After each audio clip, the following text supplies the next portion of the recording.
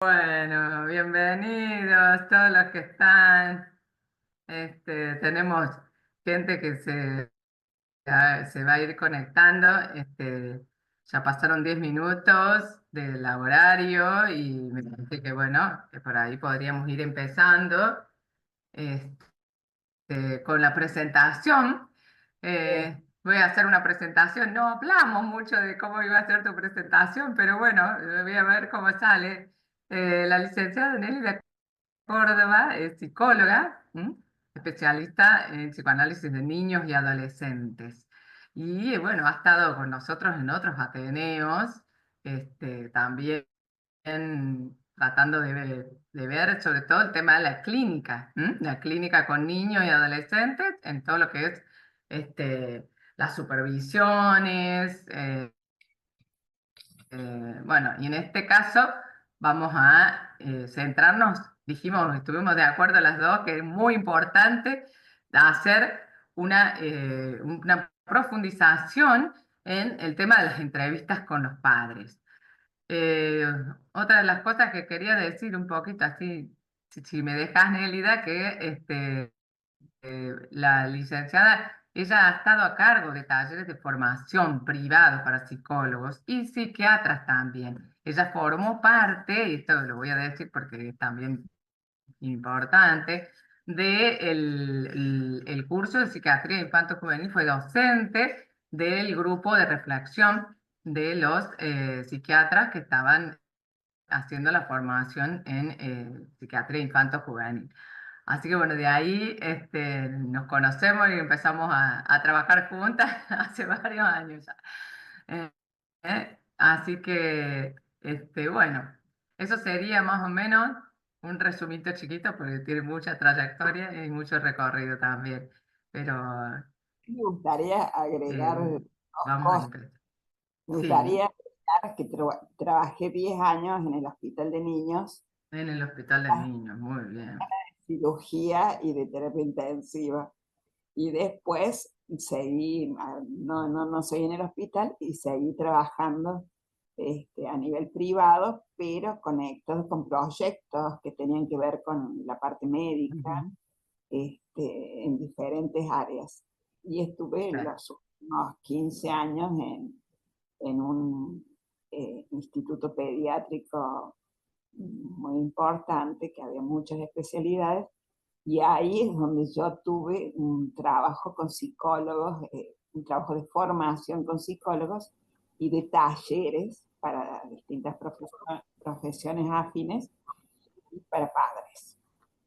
Y que me interesó Importante. esta invitación que me hiciste, porque en los últimos 10 años fui replanteándome el sentido de la supervisión y cómo orientar a los psicólogos jóvenes que recurren a Exactamente. acciones, pensando con más en un tono reflexivo. Y por eso hice esta guía de temática, Perfecto. las dos primeras entrevistas. Entonces, eso es lo que vamos a trabajar juntas. Ahora queda el micrófono para vos. Bien, perfecto. Ah, no, el micrófono, empezás vos. Así que vamos por parte. Bueno, queríamos compartir con ustedes, mientras vamos trabajando un caso clínico mío, ¿m?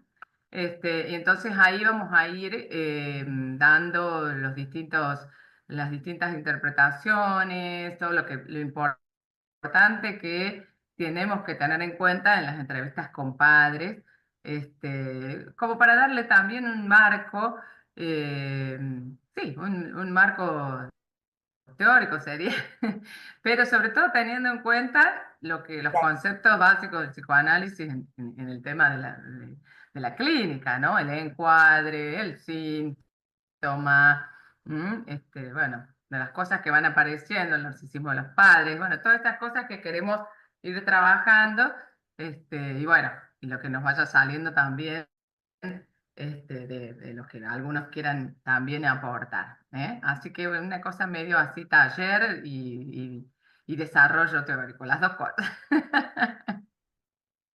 Sí, yo Bueno, pensaba cuando, ¿querés que empecemos con la viñeta primero para darle el marco? ¿Mm? dale, Dale, dale. Acá la tengo, acá la tengo. Vamos a compartir, voy a compartir la pantalla. Ahí, no sé si pueden ir viendo. sí, aquí ¿Se ve diría, bien? diría en general que el tema de hoy es las dos entrevistas iniciales que se hacen en el proceso psicodiagnóstico con el niño. Eh, Bien, y que son perfecto. Sí. con padres cuando realmente hay tiempo y posibilidades. Para mí es muy importante tener claro cierta metodología para hacerlo, más allá de todo lo que podemos hacer desde el punto de vista de la interpretación, de acuerdo a lo que va saliendo, al material que va saliendo, pero muchas veces las consultas de los padres vienen desbordados, y de pronto a veces se transforman en una catarsis en lo inicial y se pierden de vista otras cosas que no podemos dejar pasar, porque de estas entrevistas uno va a ir planificando los pasos siguientes, tanto de las horas de juego diagnósticas al niño, qué otras cosas agregar y cómo hacer la devolución y el probable proceso terapéutico. ¿Me pasas a la otra?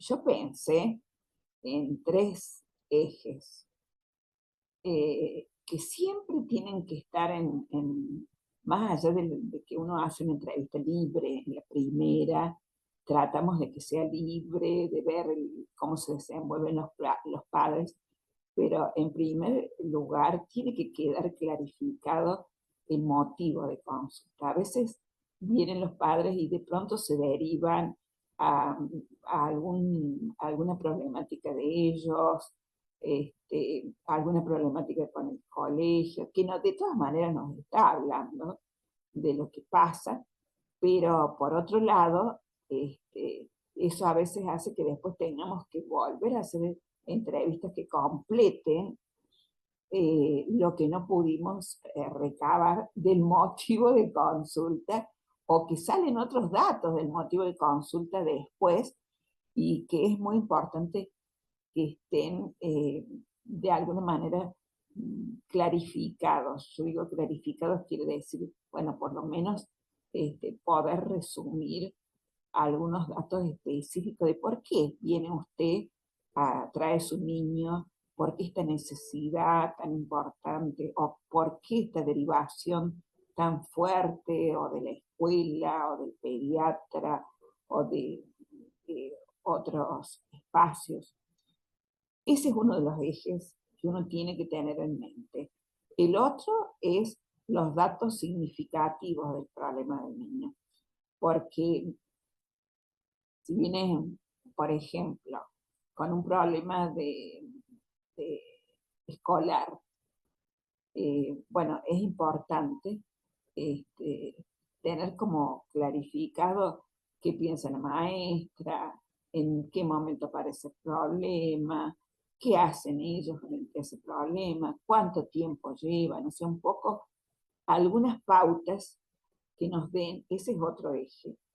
Y el tercero, que tiene que tener clarificado en esta primera entrevista, es que nos dé una idea, tener alguna idea del perfil de los padres. Porque, ¿por qué me detengo en estos tres ejes? Porque vienen a supervisar a veces y están, a veces me traen eh, eh, una presentación del material donde está muy desarrollado un aspecto o un aspecto lateral.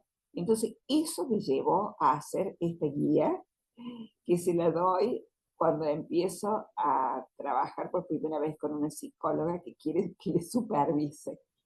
De esa manera, por un lado, se ordena más la presentación, pero por otro lado también ordenan su trabajo para otros casos, de modo que tienen como una metodología. Yo le doy mucho valor a la metodología que uno sigue. Hay como ciertos protocolos mínimos, más allá de toda nuestra interpretación psicoanalítica, más allá de toda nuestra este, elaboración psicoanalítica, algunos puntos como técnicos, y que a veces, y que veo en los últimos años, estos últimos años que superviso en los psicólogos jóvenes, veo esa como que está por ahí hasta diluido a veces. ¿Y qué te pareció el Papa? ¿Cómo lo viste? Ay, la verdad que terminó de hacer todo el psicodiagnóstico, está por hacer la devolución y no tiene claro cómo, no lo miró mucho el padre o no lo escuchó. O, ¿y qué te pareció la mamá? ¿Estaba más nerviosa, menos nerviosa? Sí, me pareció nerviosa, pero estuve más pendiente de esto otro que trae, porque claro, nos llegan motivos de consulta a veces que, que, nos, que nos abruman, que nos impactan, que tienen mucha urgencia, y eso también nos deriva a, a un aspecto y nos descuida a otros. No sé qué podés eh, aportar vos, Silvi. No te Ahí está, escucho. reactivar audio. Ahí está, ahí está. Ahí. Sí, por ahí me parece que estaría bueno, si querés, empezamos para que se vaya ilustrando lo que vamos hablando. ¿M? Empezamos con el caso y ahí vamos después mostrando, volviendo sobre otras diapositivas. ¿M? Dale, empecemos entonces.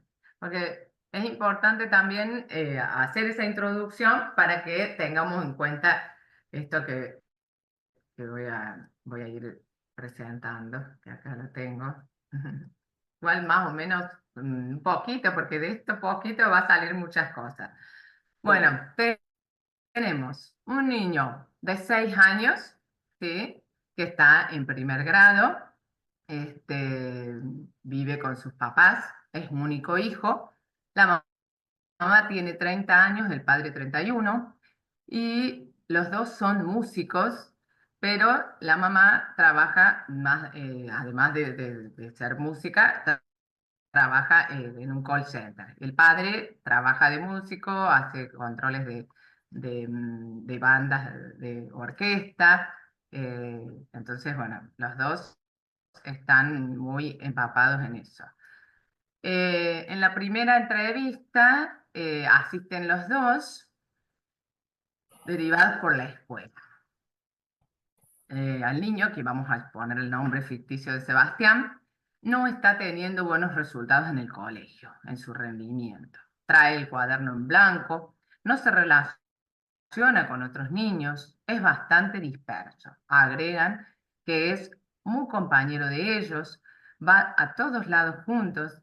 El año pasado debieron iniciar un tratamiento respecto de su crecimiento, ya que presentó un problema y esto le generó un fracaso. Tuvieron que hacerles estudios. Bueno, un poquito más o menos como para tener una base. Me parece que acá hay varias cosas que podemos ver. Primero tenemos un motivo de consulta, ¿no? Ahí está, derivado por la escuela, ¿sí? Después tenemos que tenemos un niño que trae el cuaderno incompleto y no está teniendo buenos resultados, dice la madre, no está teniendo buenos resultados en la escuela, en su rendimiento, ¿sí? Ahí podemos ver un poquito cómo empieza la mamá, en su discurso, cómo empieza la mamá a describir la dificultad de su hijo, ¿sí? El hecho de que él por ahí sea compañero, muy compañero con ellos, me daba a pensar también esto de que como es hijo único, va y viene con ellos a todos lados, ¿no? Otra cosa que también pude sacar de esa primera entrevista era que la docente, como que se quejaban un poco de la escuela porque la docente le señala y no le ayuda a su hijo. ¿M? Pensemos que ellos hacen la consulta en julio y las clases empezaron en marzo y él está en primer grado, ¿no? Todos esos son datos de lo que hablábamos, ¿no? Este motivo de consulta que nosotros tenemos, uno escrito por los padres, escrito, porque es como que viene como una frase hecha, y nosotros vamos a ir dilucidando ese motivo de consulta, como bien nos dijo Nélida en la primera parte. No sé si querés agregar vos algo ahí, Nélida. Sí, que yo te iba escuchando y pensaba lo que describe la madre que viene con el cuaderno eh, vacío, en blanco, que no sé qué. Eso ya nos hace pensar una hipótesis de dispersión, porque si está en julio, ya pasó ese primer mes de adaptación que no entienden de todo lo que es estar en clase, prestar atención, eso ya hace, armamos una pequeña hipótesis con respecto a la dispersión. Después, que tiene dificultades de relación en el colegio. Entonces pensé, bueno, ¿por qué serán esas dificultades de relación? Ya se va sumando otro aspecto, que es el de un niñito que tiene cierto nivel de impulsividad, como es como probabilidad, ¿no es cierto? Porque Sí. pasa con estos chiquitos que son inquietos y dispersos en el aula, que también a veces se pelean por cualquier cosa y se va haciendo como un código de conexión con los otros niños por esa dificultad. Esa puede ser una posibilidad. Entonces ya nos va haciendo pensar qué es lo que se va a hacer después cuando haya que evaluarlo al niño. Y con respecto a los padres, bueno, un dato, el perfil profesional también habla de un estilo de padres que de pronto por ahí se disocian mucho, o les cuesta poner límites, esa es otra posibilidad. Pero me interesaba saber de lo que vos que hiciste la entrevista, eh, cómo los viste a los padres, cómo era, Claro, eso, por eso es lo que... Exactamente. no, cómo era la madre, cómo era el padre, qué sensación te dieron. Sí, sí, eso es importante que fueron datos bueno, que después que lo charlamos lo fui como hablando. Eh, yo lo que veía era un poco, bueno, a ver, acá hay un dato importante que hay que decir también, que es que el niño va a una escuela en Córdoba, porque viene de Córdoba, un caso que atendí hace mucho en Córdoba, que es la escuela de Domingo Cipoli. La escuela de Domingo Cipoli es la escuela de música, una escuela que tiene orientación en música. Entonces, esto es un dato importante para que tengamos en cuenta, porque ambos papás son músicos. ¿M? Y otro dato importante es que ellos vienen de Santa Fe, no son oriundos no son cordobeses, digamos, no tienen familia, ¿sí? Ahí en Córdoba. Entonces, como que la sensación que me dio era que están ellos tres solos con su niñito, ¿sí? Y que su niñito, bueno, va a la escuela con la expectativa que ellos tienen de que si lo pusieron en la escuela de música, de que también el niño sea músico, ¿no?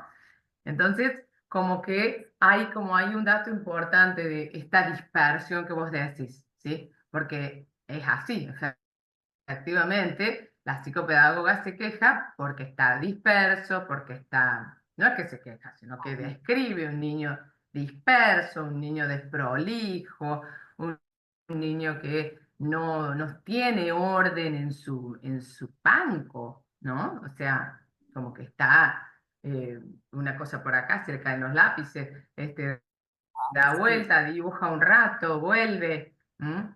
Entonces él está en otra, ¿sí?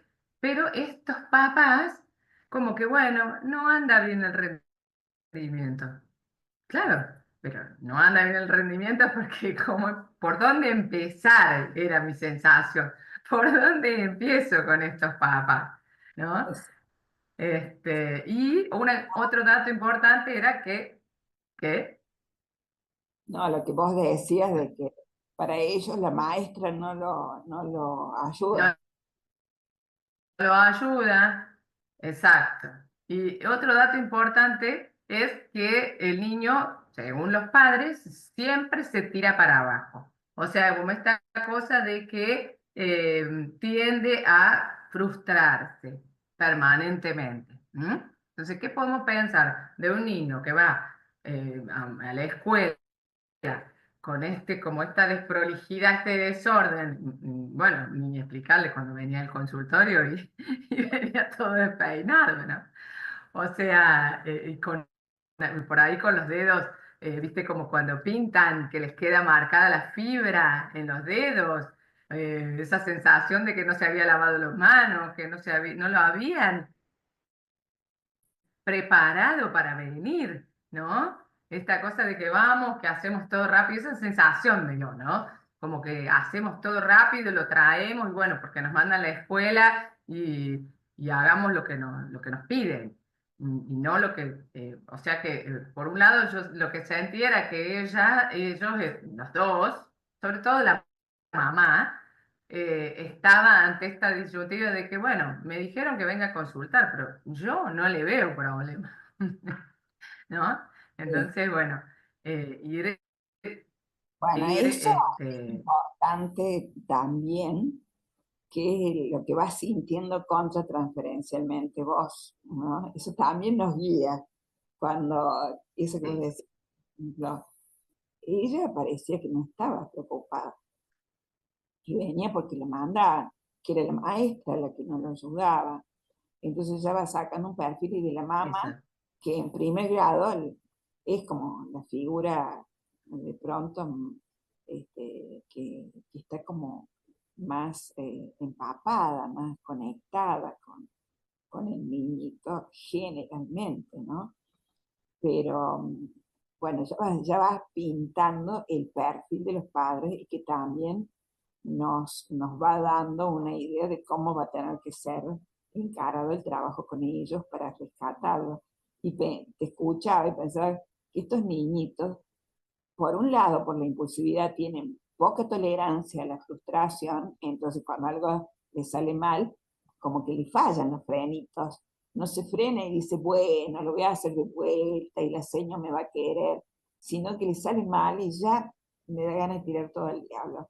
Y eso se va repitiendo, se va haciendo un círculo vicioso y se van dando como una baja autoestima. Son chiquitos que se va avanzando mucho en ellos, porque la escuela en primer grado es como que todo lo que hace bien significa que la seño me quiere mucho y todo lo que le sale mal, la seño no me quiere. Esa es la traducción interna para el niñito, ¿no? Y exactamente, ahí está, exactamente. ahí estamos viendo también el tema siguiente, que sería lo manifiesto y lo latente. Ahí vamos, vamos. Sí, digamos, ahí, a ver, ahí está, ahí se ven. Sí, sí, Voy a tratar de sacar esto para que no claro, se vea. Ahí está, ahí está. Bu- no, Bueno, vamos con la otra entonces. Ahí tenemos. sí.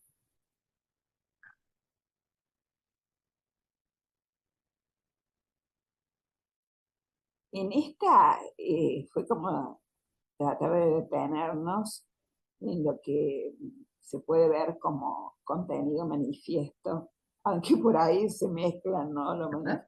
latente. Eh, No. nos querías ¿Se decir. fue? A No, yo ver. lo estoy viendo, no sé si lo ven ustedes. No, no, no, no se me fue. No sé qué pasó. A ver. Para un minuto que se me fue la pantalla. Se me fue para otra. Esperen, esperen. ¿Dónde está? Acá, entrevista inicial. Eh, Perdón, perdón. Ahí está. Contenido manifiesto y contenido latente. Sí, bueno, contenido manifiesto es lo el relato que traen los padres explícitamente, cómo lo van describiendo, esto que hablamos, de que bueno, que este, no completa las tareas, que viene con el cuaderno en blanco, que la seño esto, la seño aquello. Entonces, también incluye lo manifiesto, la forma en que lo van manifestando, ¿no? En que van contando, cómo se da el relato entre los dos también. No sé cómo habrá sido en este caso, si el padre contaba algo. La percepción, sí, hablaban los dos juntos. Sí, sí, sí. Y hubo una pregunta importante también que yo me hice cuando hablaron de su problema de crecimiento, pero no ahondaron mucho. Entonces, el niño está haciendo un tratamiento, tomando como unas vitaminas, porque está afectando su crecimiento y su desarrollo físico, ¿no? Y eso no es un dato menor, No. como que lo quisieron pasar muy por arriba, ¿no? Sí.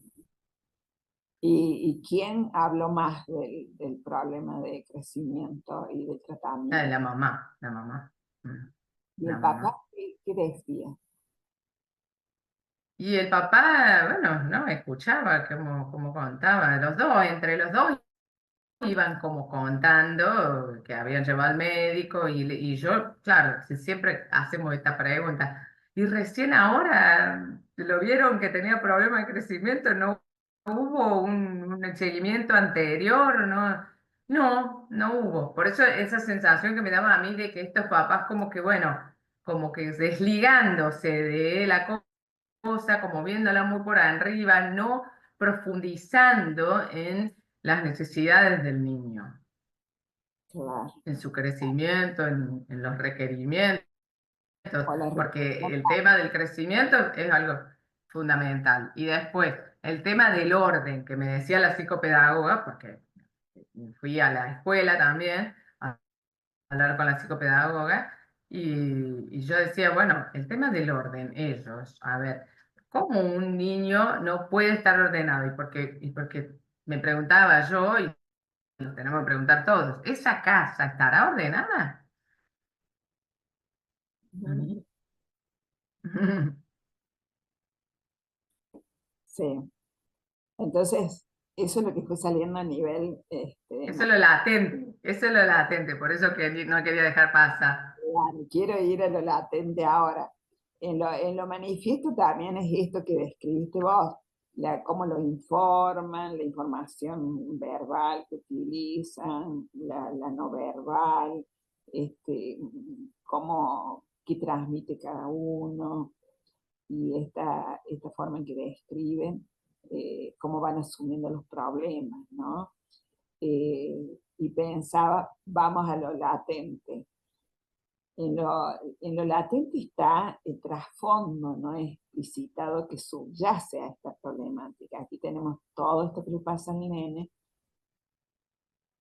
con respecto a Sí, lo que deriva la escuela y que les preocupa a ellos, pero creo que también hay algo que hay una lectura latente para hacer, es qué pasará al nene y a los padres con esta problemática de crecimiento que debe haber exigido estudios, que genera muchas inquietudes sí, y que genera un tratamiento de medicación, de un tratamiento médico y de controles sistemáticos. Entonces aparece otra cosa y vos decís que como que da la sensación que tardaron un poco en llegar a eso.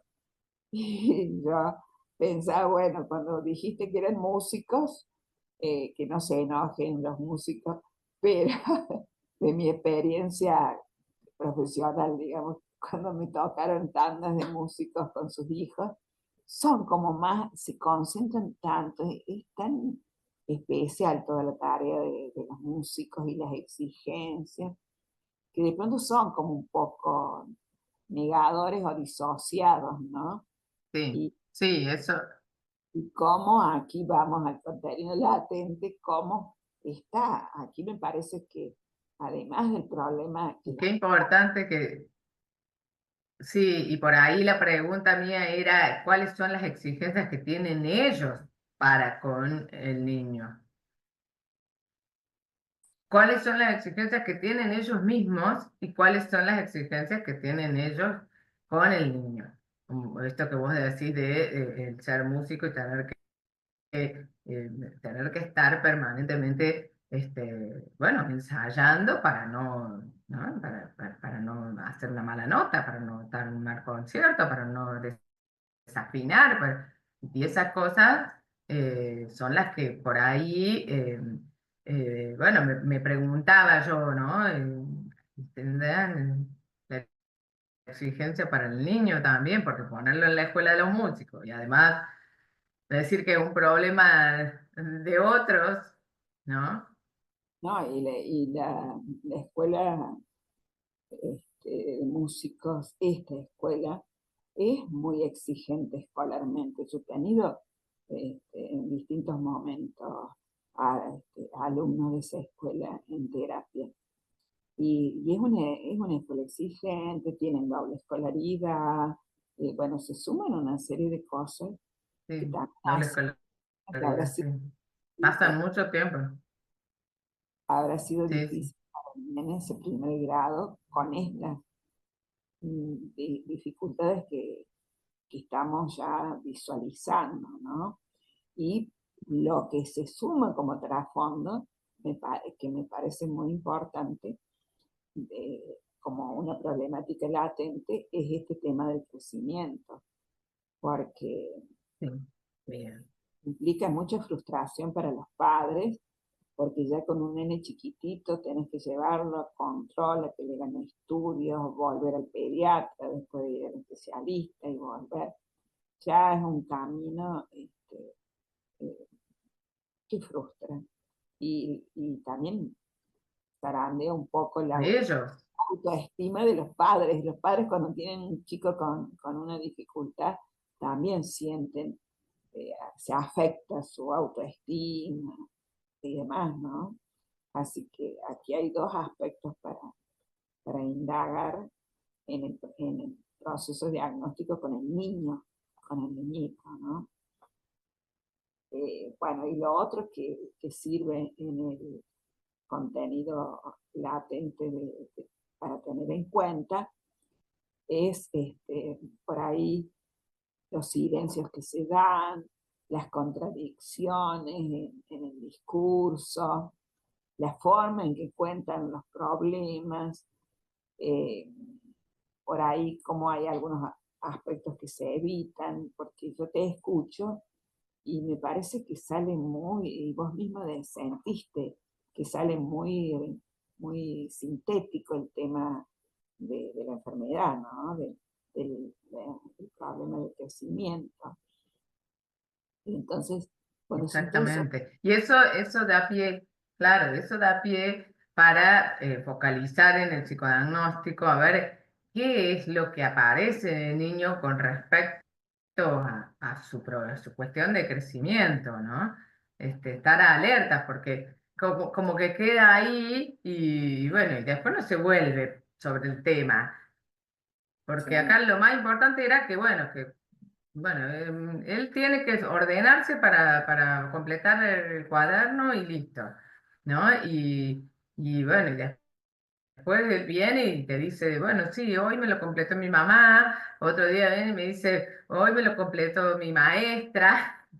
O sea, realmente ellos van a estar dispuestos a realizar las modificaciones familiares, digamos, de esta dinámica como para que el niño pueda, ¿no? Pueda. Pero antes de llegar a eso, de que él pueda ordenarse, me parece que hay que trabajar, eso fue lo que saltó, ¿no? Que lo hablamos, antes el tema de ellos mismos. ¿Qué quieren con este niño, no?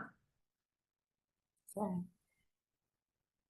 muchas veces el trabajo con los padres eh, es importante y hasta a veces hasta se vuelve como una prioridad. Yo a veces he recurrido a lo mejor a hacer una entrevista con los padres en la parte, en el proceso terapéutico, yo estoy saltándome, ¿no?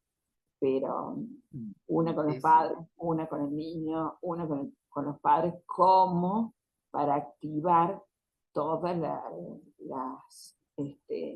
las cuestiones que tienen que poder manejar los padres, asumir, y que aquí ya estás detectando las cosas que les cuesta asumir y que te hablan de una problemática para ellos.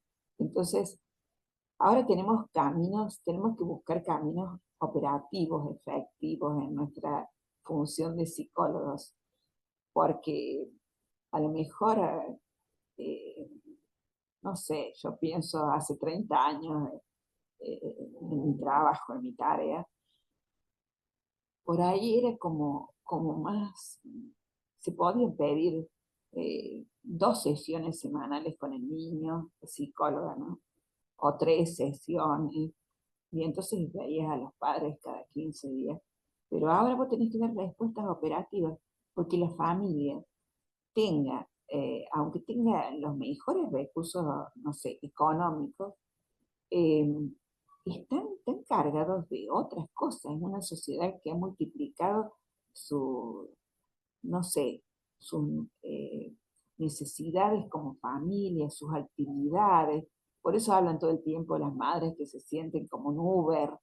Y bueno, porque ahora el chico tiene que ir a varias cosas al mismo Sí. tiempo. Lo llevan a todos lados, sí, sí, sí, tal Hacer cual, varios tal cual. deportes al mismo tiempo, y ellos también tienen que resolver. Los padres están abrumados con muchas exigencias laborales porque tienen que cubrir muchas cuestiones, o sea, se cambia el estilo de vida. Entonces, no hay tanto tiempo para llevar varias veces a la sesión. Si uno le impone, de pronto dicen que sí, después abandonan, entonces mejor ir incorporándolos de a poco.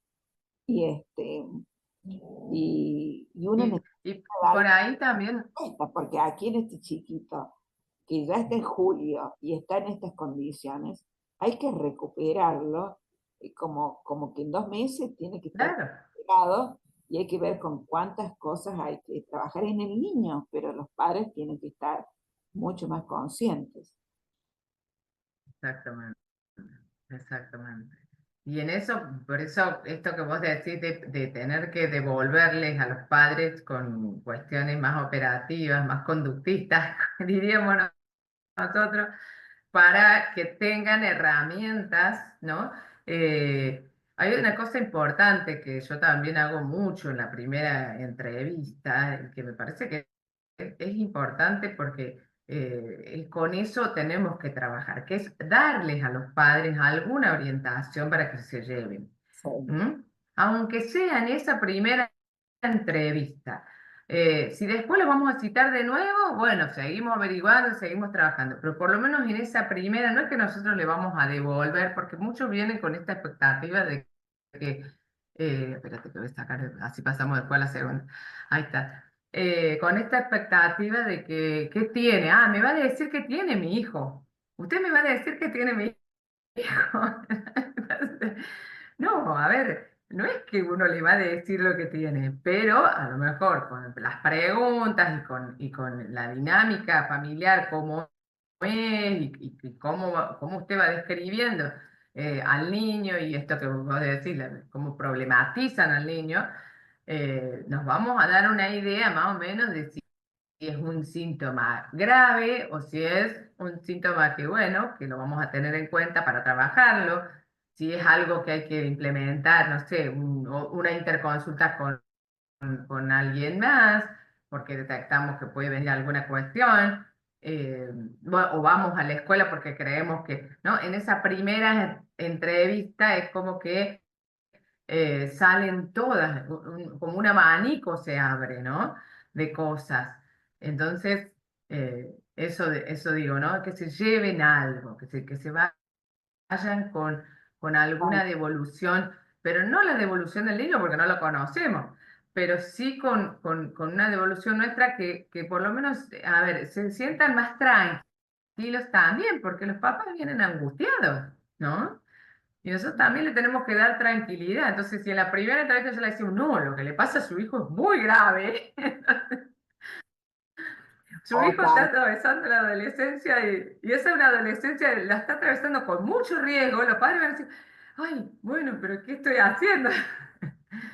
y si no Entonces, les decís que nada, también sea, ¿no? con los padres y les hace mal. O sea que es, sí, es como darle un sentido, ¿no? A esa primera consulta en donde sientan por lo menos eh, que la consulta está justificada. ¿M? Y más en estos casos que vienen de que lo manda la maestra o que es un tema que lo ven y no lo ven, bueno, por lo menos decirles mínimamente, esto es un tema que sí está justificado, que vamos a indagar esta parte o la otra, para que quede más claro, para que vean eh, qué sentido tiene un problema de manejo de su cuadernito, de la tarea del día, eh, alguna idea para que lo vean de otra manera, que no es una cosa tan simple ni tan sencilla. Y también te sirve todo esto para encauzar las cosas que vas a indagar en la segunda entrevista. Bien. Muy bien. Vamos a la segunda, compartir.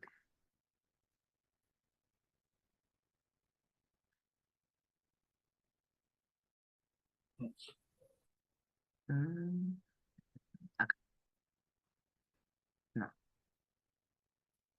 Tengo de consulta. Se me fue la. Ahí está. Ahora, segunda entrevista. Bien. La segunda entrevista. Yo enumeré los datos de parto, los de alimentación, los hábitos de sueño y la motricidad en una primera parte. Eh, sí me parece muy importante, sí o sí, tener una noción de cómo fue el parto. Yo sé que con esto de que uno se ve abrumado con la consulta y la respuesta que hay que dar, por ahí se pasan por alto. Y todo esto por ahí no puede ser así tan prolijo. Pero creo que saber si fue un parto normal o si fue un parto con dificultades, si tuvo asfixia, si nació moradito, es algo, es un dato muy básico que no se puede pasar por alto, tanto desde el punto de vista psicológico, por la forma en que llega ese bebito al mundo, que sale de su mundo tan ideal de la panza de la mamá. Es tan importante eso, cómo llega a su primera experiencia al mundo, y es muy importante también para la cuestión madurativa. A veces los problemas en el parto dejan un mínimo de secuela o un condicionamiento, y que permite entender después probables síntomas posteriores. Con respecto a la alimentación, sí me parece muy importante conocer cómo se dio la lactancia y el destete. La lactancia en cuanto al pecho y a la mamadera y la forma en que se dio ese destete. Porque nos va a hablar, además del dato en sí, nos va a hablar de cómo enfrenta los cambios ese niño. Por ejemplo, cuando deja la teta y tiene que pasar a alimentarse con los sólidos. Es algo muy significativo la vivencia del cambio, y cómo enfrentan los padres el, la enseñanza, eh, el entrenamiento, la modalidad para pasar en ese cambio de alimentación de la lactancia a los sólidos. Entonces nos va a ir dando datos concretos, madurativos, y también nos va a dar datos del tipo de vínculo que construyen esos padres con ese niño. Y se va a dar en los datos, porque por ahí no es lo mismo un niñito que dejó, no sé, la teta a los, a los 7 meses o a los 10 meses, y otro que dejó la teta a los 3 años. O sea, nos está hablando de cosas latentes muy significativas. Eh, Hay muchos detalles también que suman en esto, pero digo como lo más general si uno tiene que seleccionar. A mí me pasó también cuando entré en el hospital que llegué con todo mi bagaje teórico eh, eh, reforzado, recibida, hacía 2 meses que me había recibido y entré como pasante al hospital, no estaba rentada, y me mandaron de cabeza, pagué el derecho de piso a la sala de cirugía. ¿Y qué me pasaba? Con todo mi bagaje, sobre todo psicoanalítico, en la sala de cirugía yo tenía que hacer diagnósticos de esos niñitos, diagnósticos acelerados, y muchísimas veces no tenía padres, porque eran chicos que venían a operaciones muy graves de cirugía mayor, que venían de Salta, de Jujuy, no sé, de Tucumán, en una situación económica re difícil, así que los padres no podían venir o llegaban y se volvían a ir. O sea, toda una situación social y cultural muy complicada. Y bueno, me las tenía que ingeniar para tener estos datos, son importantes, y uno los va buscando por donde puede. Hablo de que puede darse situaciones así donde uno aprende y va buscando otros métodos. Y también me pasó por ahí en ciertos sectores profesionales, por ejemplo, que me tocaba atender niños y que sus padres estaban muy ausentes o porque por su situación laboral, a veces trabajaban en otra ciudad y volvían, o por situaciones económicas en cierto nivel, que viajaban mucho, entonces cada 3 meses estaban haciendo viajes muy lindos y delegaban los niños en los abuelos y la empleada. O sea que por ahí uno se encuentra con situaciones atípicas y hay que saber seleccionar y buscar, y por lo menos saber el sentido. El parto, la forma de cambiar en la alimentación, el hábito de sueño que nos habla, si duerme en la cama grande, si duerme en la misma habitación, si pasa a otra habitación, en cuanto... En estos casos nosotros tenemos varios, acá voy a decir una cosa que es muy nueva, pero no es tan nueva, sí, pero que se pregunta ahora, si es con quién duerme el niño.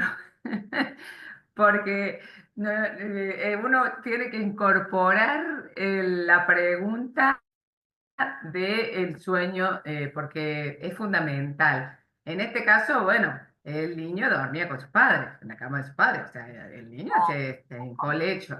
Y tenemos muchos casos el día de hoy tienen colecho. O sea, el niño de 8 9 10 años que están durmiendo en la cama con sus padres.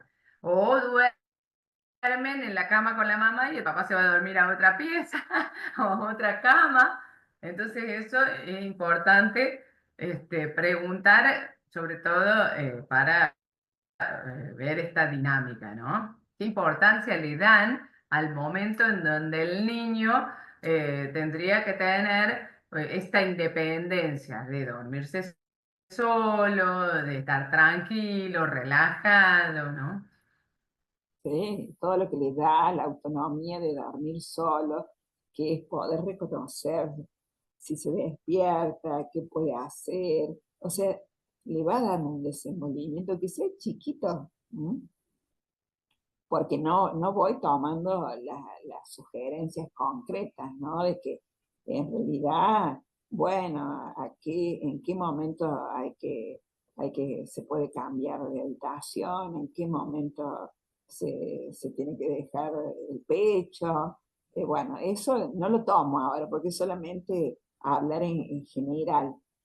Pero sí es bueno esto que vos decís de preguntar el colecho, Esa porque pregunta. lo que yo observo, no sé, en estos últimos años es que ha aumentado un montón eso.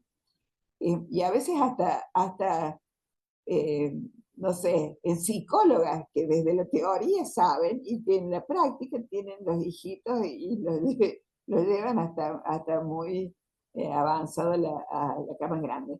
Y yo creo que hay un atravesamiento sociocultural, más que nada social o sociológico, porque yo las veo a todos los padres corriendo como locos con el trabajo, tengan la profesión que sea, están a mil porque tienen que cubrir tantas cosas que a lo mejor, digamos, no, es otra modalidad de vida.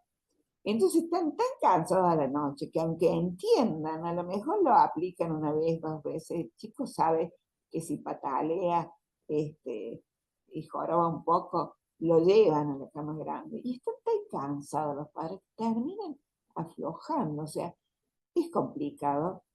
Con eso no justifico, yo creo que le privan al chico de una experiencia de independencia y de maduración importante, pero hay que ayudarlos.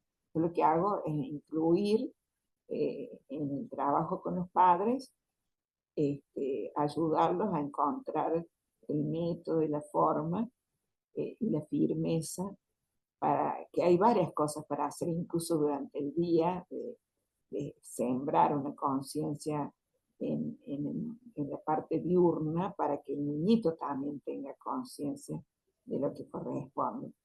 Entonces, cómo se va mezclando, ¿no? Esto de lo que pasa en la realidad, lo que ellos pueden y lo que está latente en ellos, ¿no?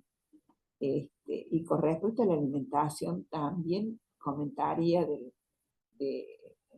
cómo se incrementó en mi experiencia los problemas de alimentación en niñitos entre, no sé, 2 o 3 años hasta los 5 o 6.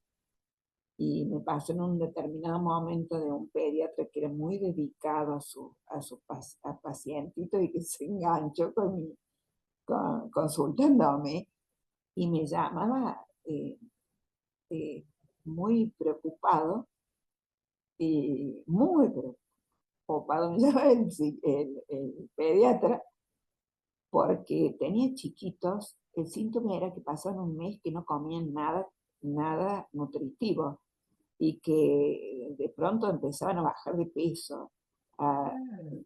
a desordenarse físicamente, y me decía, Nélida, hace algo, porque si no lo tengo que internar a este chiquito.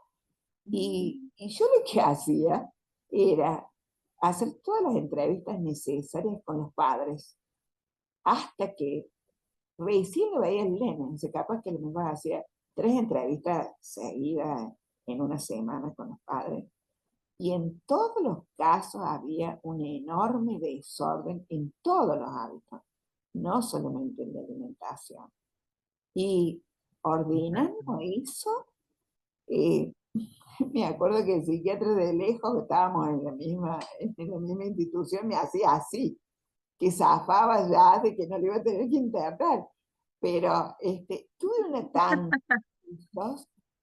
y yo digo, ¿hasta dónde puede Bueno, llegar el menos desorden mal. que Lo ponen, salvaron. que ponen en peligro su salud?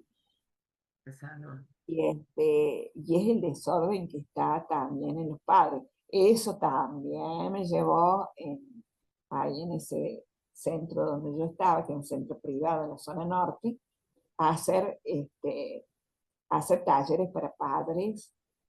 Lo hice durante, no sé, como 8 años, porque veía que uno generando otra conciencia y otra mentalidad en los padres, y además empezaban a venir unos y traían a otros, era contenerlos, y uno evitaba que terminaran en estas cosas, en estas consultas. Ah, Eh, está bueno, y el otro es el bien. tema importante, es la motricidad, qué importante que esté en ese dato, porque nos da una visión de, siempre vamos haciendo el recorrido también de lo neurológico, ¿no?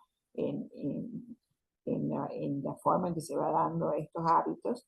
Y por ejemplo, en la motricidad es re importante saber si gateó o no gateó, pero no es porque siempre los médicos, ahí donde yo siempre trabajé con médicos, ¿no? Que me cargaban la psicóloga con esto de que si el chico gateó o no gateó, que éramos obsesivos con eso. Pero a nosotros nos permite tener una visión como rápida, a qué edad gateó, a qué edad se largó a caminar solo, si hubo equilibrio o no equilibrio cuando aprendió a caminar y a largarse, si tuvo muchas caídas frecuentes. Bueno, nos habla de un montón de cosas que a veces uno deriva a tiempo a una consulta médica más específica o a un neurólogo si uno ve un atraso para largarse a caminar y que a veces los padres dicen, no, pero es vago, no, no se larga a caminar porque es vago o porque es muy Para miedoso. los padres algo, claro, algo como en este caso, ¿no? O sea, bueno, sí, sí, tuvo problema de crecimiento, está tomando unas vitaminas. Sí. Mm, Y bueno, podemos ver la próxima, sí, sí, vamos, vamos. Ah, es importante, control de esfínteres. el control de esfínteres. Voy a tratar de ser breve porque ya estamos medio. Este, ¿qué es lo que puse? Eh, la edad en que la La edad edad de... es sí. muy significativo, ¿no es cierto? Lo, lo esperable, aquí se va a hablar de lo que debe ser, es cerca de los 2 años que el chico aprende a controlar esfínteres. ¿Por qué? Porque está maduro neurológicamente, madurativamente y psicológicamente. Este hábito incluye la exigencia de conectarse con su cuerpo, dar una respuesta adecuada de ir al baño e ir a un lugar específico. Y eso es todo un esfuerzo psicológico, un esfuerzo inconsciente, consciente, ¿sí? De dar una respuesta. Entonces, está madura a los 2 años. Hay muchas, por ahí, abuelas sobre todo, que recomiendan que ya se le puede enseñar por reflejo condicionado al año a un chico capaz que aprende, pero es forzando su, sus respuestas psicológicamente y efectivamente. Entonces se deja una huella muy seria de inseguridad. Entonces hay que respetar y ayudarlos a los padres que esperen el tiempo adecuado. Si esperan ese tiempo adecuado, a veces el chico en 15 días, esperan, justo les llegó el calorcito, les enseñan y en 15 días aprende, porque está maduro psicológicamente y con su personalidad y autonomía. Pero si se lo adelanta antes de los 2 años, muchas veces reniegan y el chico aprende una parte y no aprende la otra, y, y a veces hasta se corre el riesgo de hacer síntomas en esa área, ¿no? Eh, También es importante ver el contexto familiar, o sea, qué está pasando en ese momento, si no hay otras cuestiones simultáneas que se dan para que se le presione más al nene, o se le enseñe con poca paciencia, o se le exige demasiada limpieza cuando no, cuando es un hábito para aprender a estar limpio con su cuerpo, pero que lleva tiempo. Hay padres que no saben seguir una estrategia y que son muy acelerados o impacientes, bueno, o muy obsesivos con la limpieza, y aquí sonamos, y que puede traer problemas o de resistencia del nene a responder completamente. Y entonces tenemos la consulta que tiene 4 años y todavía se hace pie en la cama, o todavía responde a veces sí, a veces no, y, y se producen también regresiones, aprenden y vuelven porque nació un hermanito, o porque se mudaron, o porque sus padres viajaron. Entonces, son expresiones que se canalizan en ese aspecto a partir de los 2 años, generalmente. Y puede llegarse a una patología máxima, que es la enuresis, que cuando ya se instala esa dificultad, pero eso se puede hablar de enuresis cuando esta dificultad persiste después de los 5 o 6 años, de esa manera. Bueno, nos queda una, creo. No sé cómo estamos con el tiempo. Sí, o yo por ahí, antes de pasar a esto, sí, me gustaría, bueno, esto de la tecnología que tenemos hoy en día tanto, pero si alguien quiere preguntar algo, si alguien quiere comentar algo, eso me gustaría que por Sí, ahí, eh, sí, no sé, ¿qué les parece? Si hay alguna cosa de las entrevistas con los padres que les surjan a ustedes también, que les parezca que es importante incorporar en la experiencia de ustedes, de los que están ahí. A ver. Sí, por ahí yo a lo que agrego también es preguntar la vida del niño fuera de la escuela, o sea, las actividades que hace recreativas, extracurriculares, porque siento que hoy en día hay muchos padres que no les hacen hacer actividades a los nenes, la escuela es la única actividad y después están en casa, que bueno, muchas veces terminan recurriendo a las pantallas por esto, porque están mucho tiempo en casa los niños. Y como que me parece, bueno, nada, es importante por ahí estimular también esto, de que los lleven a espacios de encuentro con otros niños, espacios de arte, de desconexión y de descarga, porque los niños también están un poco como sumergidos en este mundo tan rápido estamos viviendo los adultos en consecuencia, ¿no? Entonces, bueno, como que eso me parece por ahí también importante incluir en la entrevista con los padres. sí, bueno, eso estaba conectado con el otro tema, que es lo que pasa con la tecnología, ¿no? O sea, cómo la tecnología sustituye cosas de vida del niño. En eso coincido con lo que vos estás señalando, ¿no? Lo que pasa es que cada vez delegan más los padres en las pantallas, que les da comodidad, y no ponen límite.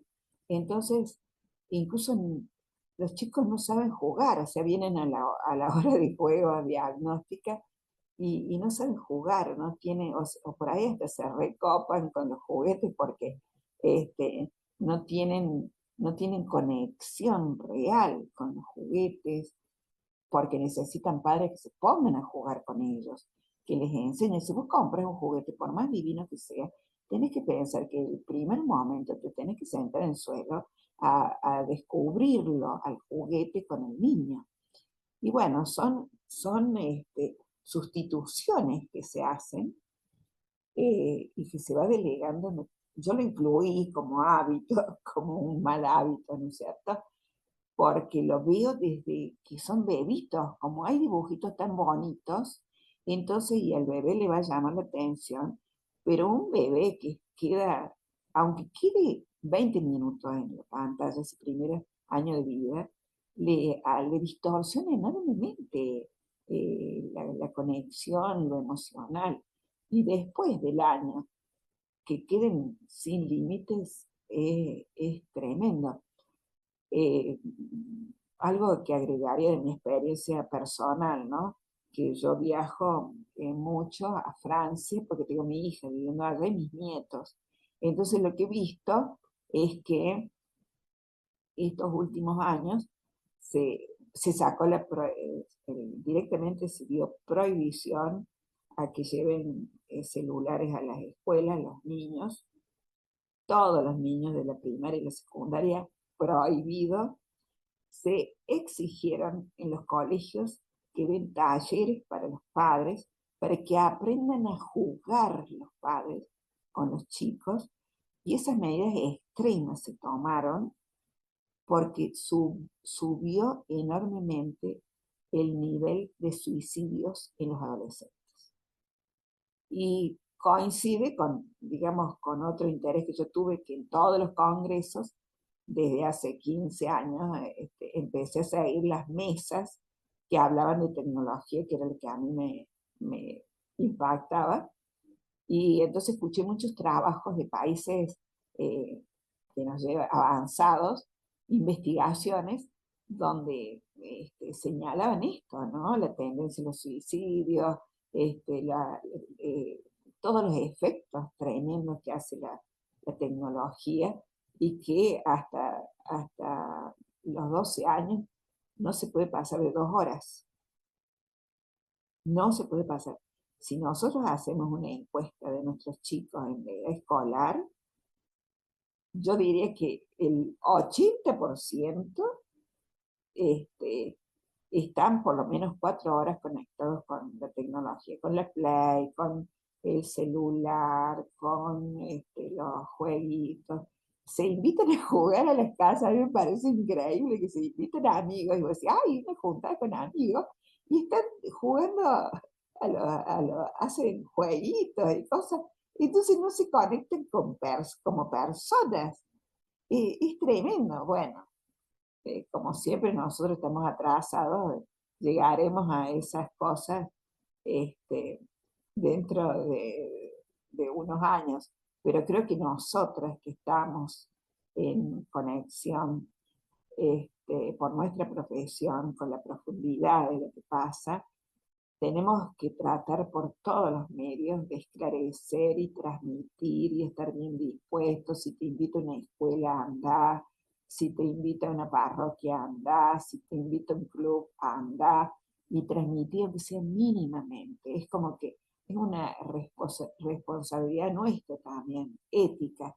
A veces hasta las instituciones nuestras me parece que a veces están como medio pasivos con toda esta problemática, como puede ser, qué sé yo, el colegio de psicólogos, de psicopedagogos, de fonoaudiólogos. ¿Por qué no hacen una cosa más activa a nivel social? Porque es como una tremenda epidemia y tenemos todos que proteger a nuestros niños, que no se destruyan. Y los padres. Sí, y además el tema del rendimiento, mucho lo han cortado también allá por el tema de que no rendían bien en los exámenes, ¿no? O sea, la mayoría estaban muy bajo rendimiento, muy bajas notas, muy poca motivación, tan como desmotivados. Acá me gusta la diapositiva, porque justamente, y se me vuelve a perder. Aquí no se ve. A ver, no sé por qué, pero ahí, no, tampoco. Guía tampoco. Se me pierde. Acá, acá está. Eh, Como que, ¿ves? Como que acá Nérida hizo una linda caracterización. ¿Cuándo es un uso equilibrado? ¿Cuándo es problemático? ¿Cuándo es dependencia? ¿Y cuándo llegamos a la adicción? O sea, miren qué importante que podamos transmitirles esto a los papás, ¿no? Justamente yo hoy tuve una entrevista con unos papás, y los papás me preguntaban, uno de 11 años, 12 años, y que no tiene motivación para la escuela, no tiene motivación para juntarse con los amigos, hizo fútbol y dejó, y está muy con la pantalla. Entonces, papá me pregunta, ¿y cuántas horas me sugiere usted, licenciada, que esté? ¿No? Entonces, esto que vos decís, saquen las pantallas, hacemos talleres con los padres para enseñarles cómo tienen que hacer con la tecnología con sus hijos, y hay que hacerlo porque los padres no saben. Es una forma de ayudarlos y de esa manera eh, se contribuye, porque además esto, el uso problemático, cuando ya se viene demasiado intenso y va pasando el tiempo, el chico se va identificando con la pantalla y no con los padres, porque uno puede hacer el diagnóstico escuchándolos. A veces eh, escucho a los chicos hablar, no sé, en la plaza o con mi nieta o en una sala de espera o cuando están en la juguetería y escucho cómo hay chicos que hablan y parecen extranjeros porque usan unas palabras raras y una tonalidad rara. Y otros chicos que hablan, no sé, con la tona aquí cordobesa o si es turismo con tonada de santiagueño. Bueno, ¿qué podés sacar en primer lugar? Que hay esos chicos que hablan como santiagueños están con menos horas de tecnología y se están identificando como debe ser. Y ni hablar cómo se anula el pensamiento. Entonces, además, en estas investigaciones que yo seguía, se veía cómo se anulaban funciones intelectuales, se anulaban. ¿No? En diferentes investigaciones. Y por otro lado, este, la forma de pensar queda muy reducida, porque se identifican con todos esos personajes y se fascinan con esos personajes y solamente existe eso. Y necesitan en realidad mirar la vida, estar en el parque y mirar lo que pasa alrededor, jugar con su perro, eh, cosas que le van a enriquecer el pensamiento, o sea, cómo va anulando todo. Y parece una exageración, pero en realidad cuando uno empieza a evaluar, este, es cada vez más significativo. Y yo siempre digo, ay, tendría que haber hecho una estadística, porque en estos últimos, no sé, 10 años he encontrado una variedad de padres con diferentes dificultades, pero muy pocos padres que tuvieran claro los límites que le ponían a los chicos en la tecnología. Todos muy entregados a la tecnología. Por eso digo que es algo que va más allá, ¿no? Cómo están los padres desarmados y cómo están de cansados y cómo están de abrumados. Y bueno, hay que darle mucho espacio a esa parte en la proyección terapéutica también, ¿no? Exactamente, sí, sí, sí, sí. Y bueno, y acá terminar diciendo, ¿no? Un análisis minucioso que a este aspecto permite detectar patrones que podrían estar relacionados con dificultades atencionales, problemas de sociabilidad, alteraciones en el desarrollo del lenguaje, alteraciones en el sueño también agregaría yo, porque por ahí los padres dicen, pero yo no sé por qué está tan irritable, durmió bien o no. Por ahí tenemos que pedirle a los pediatras o a los médicos clínicos que nos ayuden para también decirles a los padres la importancia de que el niño pueda dormir las 8 horas que tiene que dormir y que ellos puedan sostener eso, ¿no? Porque se van a dormir a las 11 de la noche con el celular al lado o no, con la tele prendida o no, y no sabemos a qué hora se durmió, y después lo tenemos que despertar para que vaya a la escuela, ¿no? Entonces, eso también incluir, ¿no? Eh, que nos puedan ayudar los médicos. Es un trabajo integral que hay que hacer. Es poder Así que hacer, bueno, vamos terminando.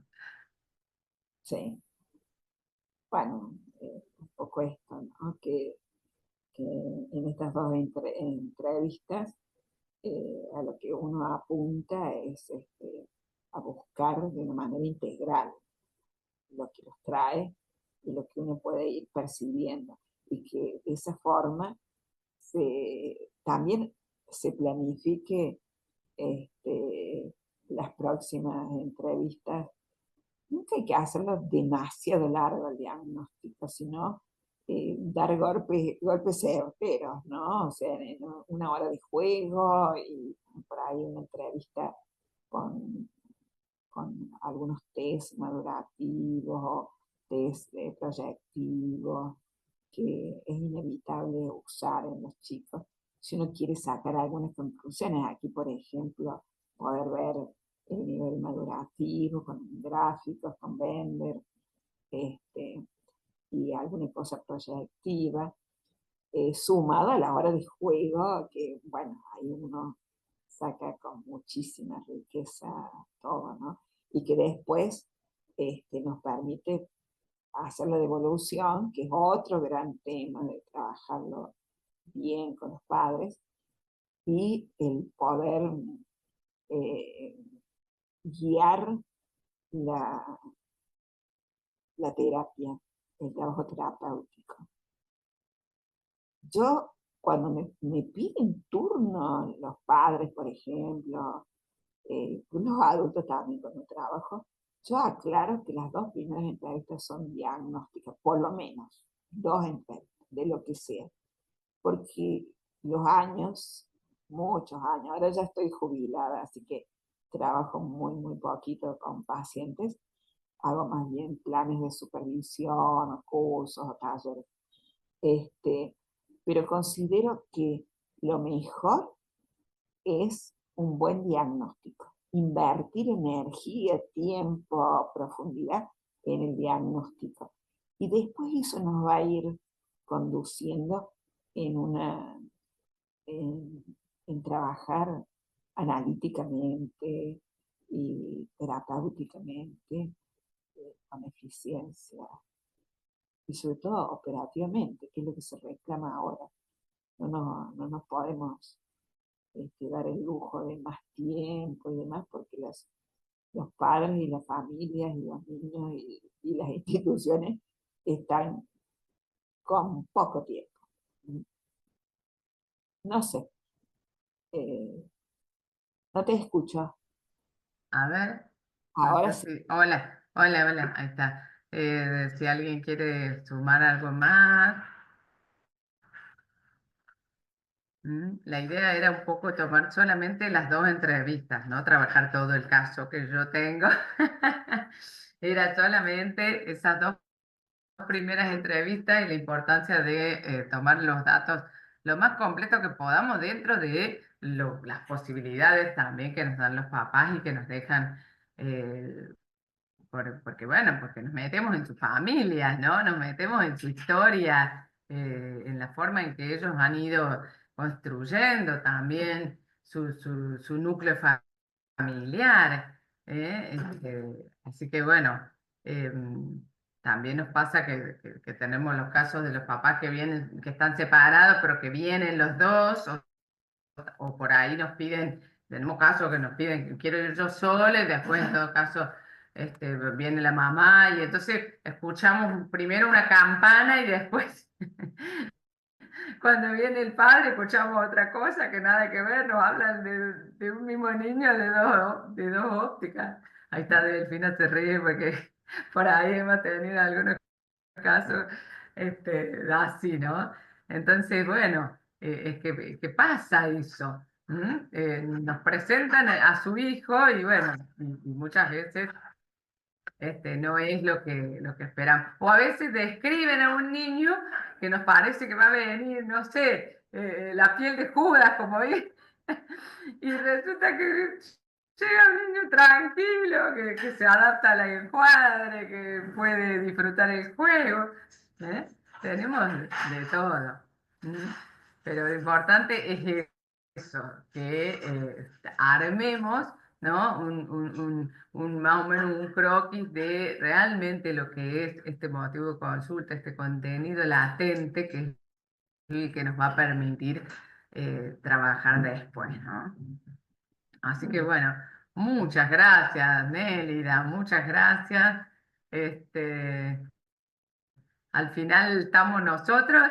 Para la próxima vamos a tratar de hacer más difusión, así, así tenemos más participantes. Pero bueno, los que han participado, creo que les ha interesado. No sé qué les ha parecido. Espero que les haya servido. ¿Eh? Bueno, yo te agradezco la invitación. Mi inquietud era que esto fuera como un disparador, y más con un sentido reflexivo, porque hay muchas posibilidades de formación en todo lo que es la teoría y la técnica, este, bien sistematizada. En eso tenemos una buena estructura, los psicólogos y otros profesionales. Pero desde mi experiencia, lo que me gusta es aportar así un poco que disparadores para reflexionar, ¿no? Y aquí la reflexión vino de mi experiencia de supervisar a la gente joven, que es lo que estoy haciendo más ahora. A veces hago pequeños grupos también, como para intercambiar dos o tres experiencias. Y lo que veía es que estas primeras entrevistas por ahí estaban muy diluidas y muy desordenadas. Y por eso me surgió esta inquietud y justo le encontré aquí a mi querida Silvina, que me dice, ¿podríamos hablar de esto? Porque esta es una guía, lo que yo les he pasado, es una guía, no es no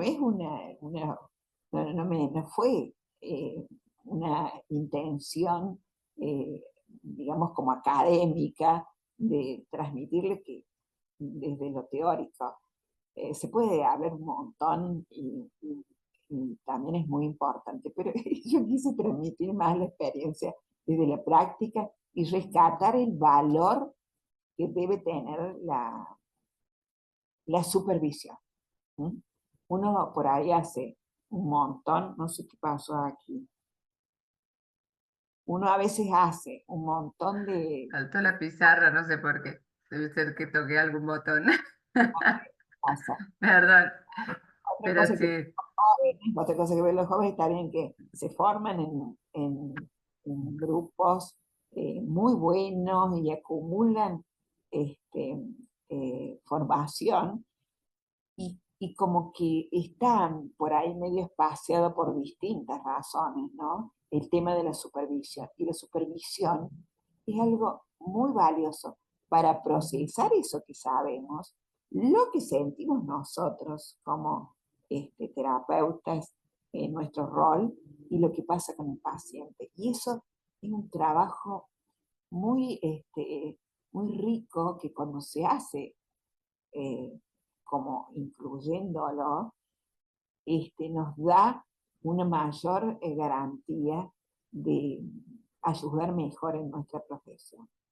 Y por ahí, por distintas razones, se diluye, ¿no? Esa es otra cosa que observo estos últimos años y quise transmitirlo también. Sí, Bueno, muy bien, muy bien. La importancia de supervisar. Sí, sí, sí. Ida y vuelta, ¿no? Sí, sí, sí, realmente. esta que tiene la Bueno, reflexión. muchas gracias, Nelly. Acá dice el Mirta Lezama, que es compañera de la AFIA. Gracias, excelente. Romina, excelente, muchas gracias. Ana Kovalchuk, bueno, aplausos. Así que bueno, gracias a ustedes por participar. Y bueno, nos estaremos encontrando en otra oportunidad. ¿Eh? Muchas gracias, Nelly. Gracias. Un gusto, un placer compartir con vos el espacio, ¿m? El espacio constructivo. Bueno, Muchas chao, gracias. chao a todos. Chao a todos. Gracias.